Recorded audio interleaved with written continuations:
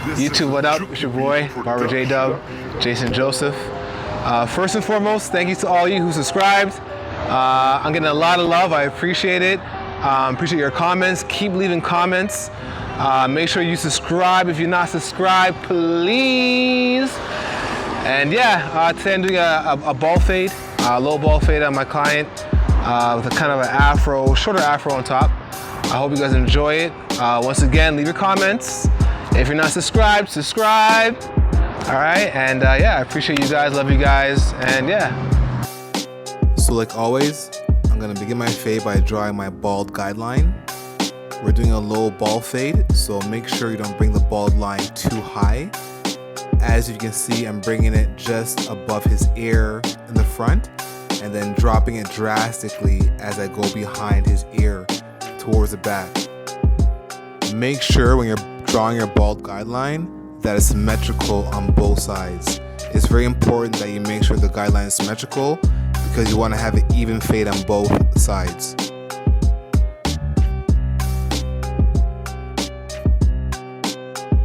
After I'm done drawing my initial bald guideline, I'm now going to go in with my 5-0 blade and clean up all the hairs right underneath it.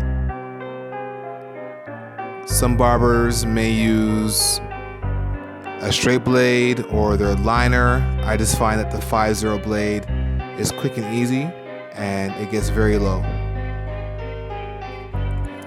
Now I'm using my Fast Open and I'm going just a little bit above my bald guideline. The whole purpose of drawing this next line is to avoid bringing your fade up too high. A lot of people have been asking me about the way I hold my fast feed. It doesn't really matter how you hold it. At the end of the day, it's what you're comfortable with. So whatever works for you, works for you. Whatever works for me, works for me. There's no difference in how you hold it. I just find the way that I hold it is a lot easier on my shoulders, and it allows me to flick my wrist the way I want to flick my wrist.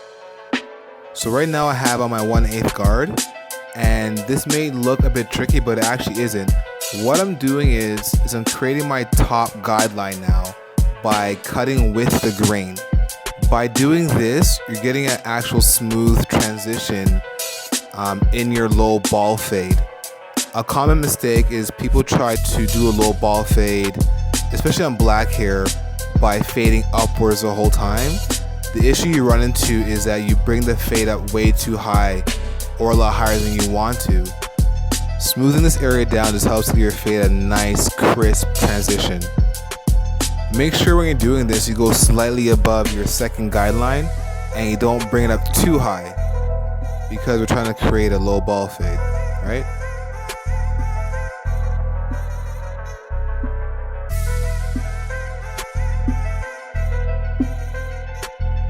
So now that our top guideline is now established, I am using my 1/8 clip again and going just underneath my top guideline.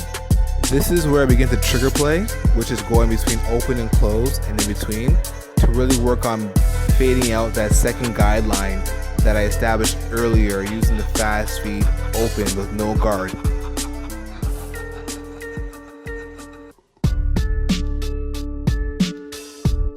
As you can see, I'm constantly combing the area that I'm working on. It's very important to do this because you can see how your fade is coming along. Cut, cut, comb, cut, cut, comb, cut, cut, comb.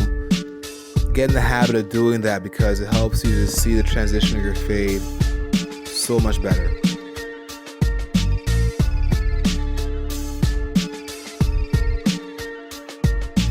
Make sure when doing a fade, whether it's a ball fade, high fade, mid fade, that you always stay on your guidelines and you follow the same shape of your guidelines. By doing this, you'll avoid getting lost in your fade. I find sometimes people will start a fade and then forget, what level they used where. But if you stay within your guidelines, it'll be hard to get lost within your fade.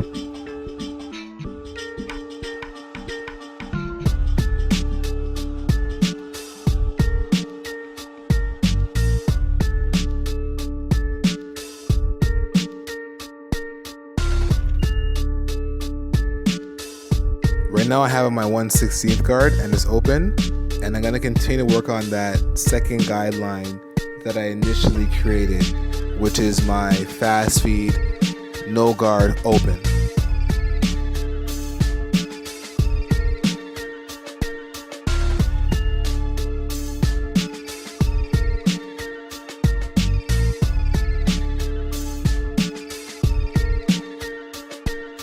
Once again, as you can see, I'm trigger playing.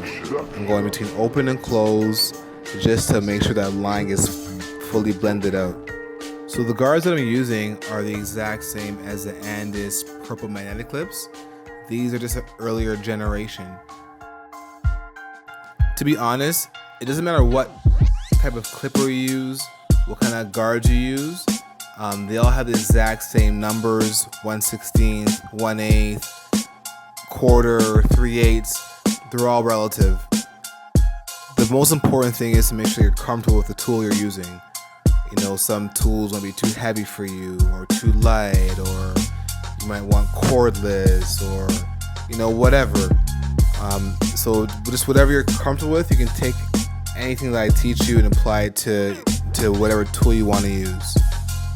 Now that the second guideline that I created is fully gone, I'm gonna work on fading out my first guideline or my bald guideline. So now I have no guard on, and I reopened up that clip, and I'm working on removing that bald guideline.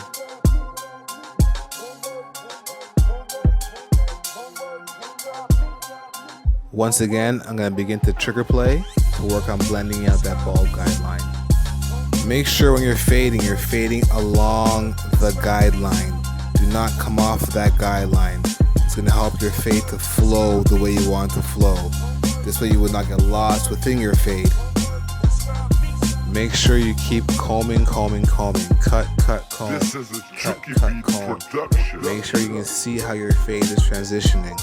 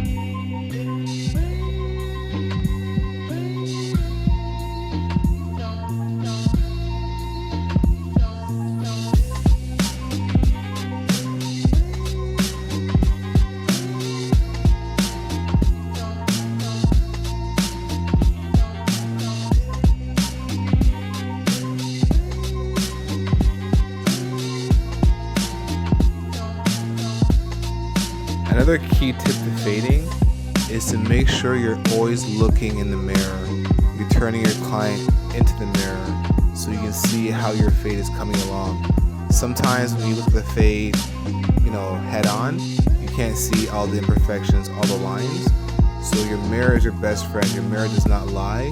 Your mirror shows you all the flaws within your fade. So make sure when you're cutting someone's hair that you have a mirror right in front of you to always check for as a point of reference. When I begin all my lineups, I always start from the middle.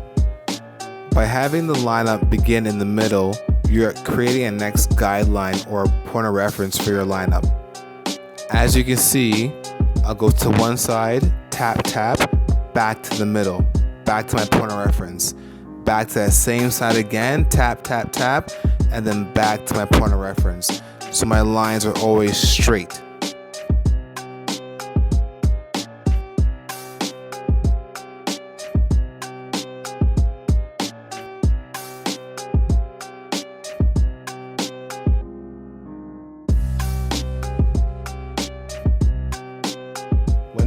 corner part of the lineup, I just use the T part of my liner to get a nice curved way I want it.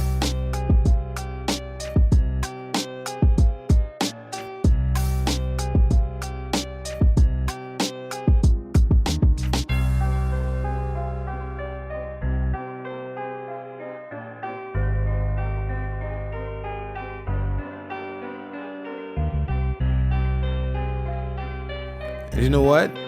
Not every client's gonna have a perfect, perfectly squared forehead where you get that perfectly nice and square and sharp lineup. Some clients will, some clients won't. The most important thing is to make sure that it's as straight as possible, but also that you're not pushing back your client's forehead.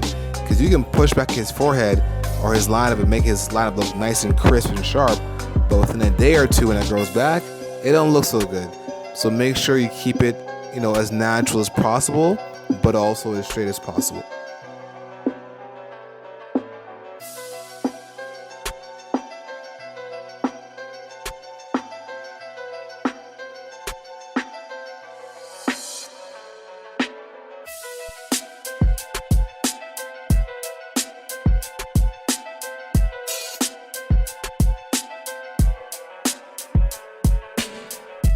So now here comes the tricky part. My client doesn't want his hair too low, pretty much the same height. So what I'm gonna do is I'm just gonna graze the top of his hair using my Andis Master closed.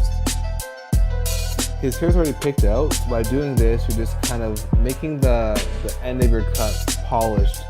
It's gonna help to smoothen in everything with the sides, really a polished end to your cut. You're pretty much just gliding your clipper on the top of his hair. You're not pressing down too hard. If you press, you're going to take out a chunk of his hair. This is straight freestyling. It is a bit difficult at first, but as you get used to it, as you practice, you become more confident and you can go a bit lower and become more risky with certain stuff.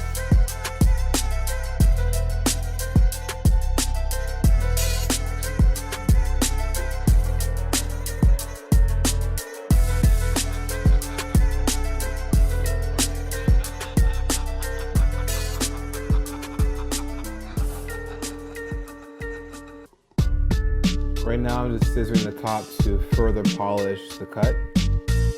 It's pretty much the same thing as using my master, it's just, a different way of taking off those little hairs that were sticking up and stuff. And to finish off my cut, I'm just detailing his beard. I'm gonna do a separate video next time on just straight beard detailing and go really in depth about how to get a nice symmetrical beard on both sides.